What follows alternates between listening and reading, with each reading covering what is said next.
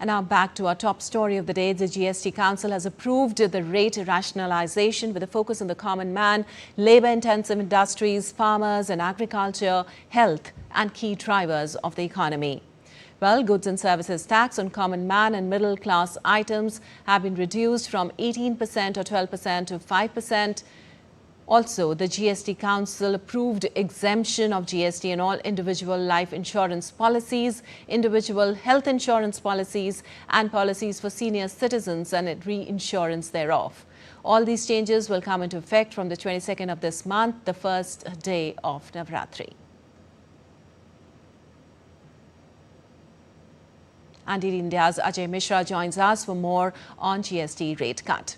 Well, Ajay, a big festive bonanza by the government for the common man. Industry leaders also elated. What implications or impact is the new two-tier GST rate structure likely to have on the businesses and especially the consumers with the 5% and 18% slabs being formalized now?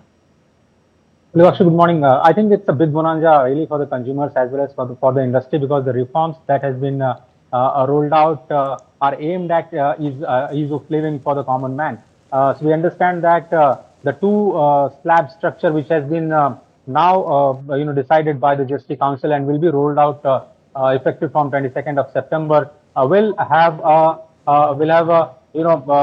positive impact on the inflation scenario, because most of the items essentially which we use in our daily life and especially the items which are being purchased during the festive seasons are going to be less dearer for the consumers, and we believe that the festival season will see more of a demand from the point of view of from consumers, and also it will boost the sales for the industry. So going forward, we understand that items like television, the air conditions, the dishwashing machines, and all white goods which were currently taxed at 28% GST will now come to the level of 18%, which is a big relief for the common man. All the essential items that we use in our daily life, like in our the toiletries, the kitchenware, the tableware, the food items, they will all fall into either zero category or 5%. So which means that either we will have to pay no GST on any of the food items, and there are daily essentials which will attract only 5%. So almost 90% of the items from 12% have moved now to 5%, and 90% of the 28% slab items have now moved to the 18%. It's a big bonanza for consumers. It will boost demand, and many suggest that it will have a very, very positive impact on GDP growth numbers per se, which has just recorded 7.8% in the first quarter. All right. A positive impact on the GDP, of course, expected now. Also, Ajay, how significant is the GST exemption on insurance services and the zero tax on life-saving medicines? More people-centric economic policy fostering the principle of ease of living. Absolutely. So I think health sector is one sector which was at the core of decisions and the reforms announced by the GST Council, and all kind of life insurance policies, be it term policy or endowment policy or ULIP policy, or health insurance policies like family floater and senior citizen health policies, which are very common for all of us. The premium on that has been reduced from 18% to 0, which is a huge reduction.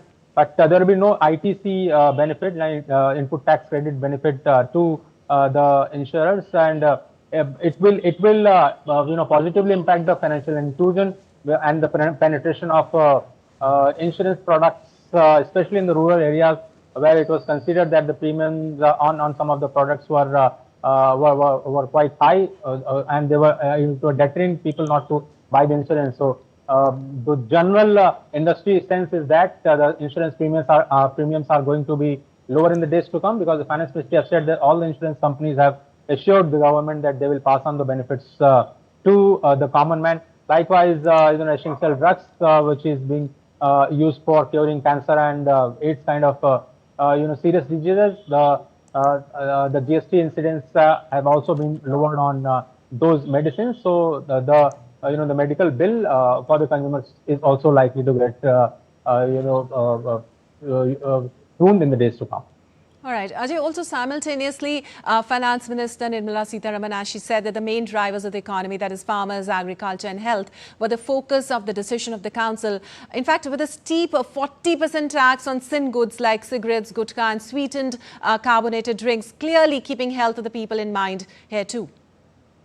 So while the council have decided to go, to make this GST good and simple tax by introducing two slab structure of 5 and 18, there is a special slab of 40%, which is applicable only for thin goods and also for ultra luxury items. So ultra luxury items like if you want to purchase airplanes for private use, yachts for private use, any motor bicycle above 350 cc, ultra luxury cars beyond 1500 cc of diesel and 1200 cc of